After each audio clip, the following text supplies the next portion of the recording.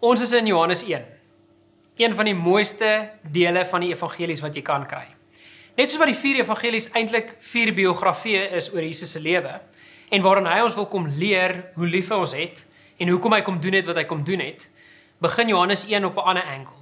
Johannes 1 begin voordat die aarde geskep is en hy het 'n ondertoon van Genesis 1 as hy kom sê, voordat alles daar was Jesus alreeds daar.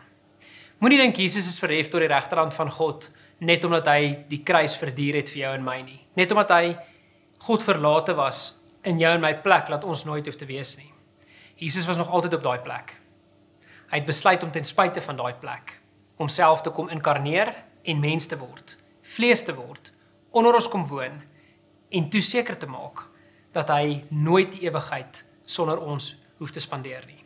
As dit jou nie beweeg nie, dan weet ek nie regtig wat sal nie, want dit is die evangelie in 'n neutedop van Jesus Christus se liefde vir jou.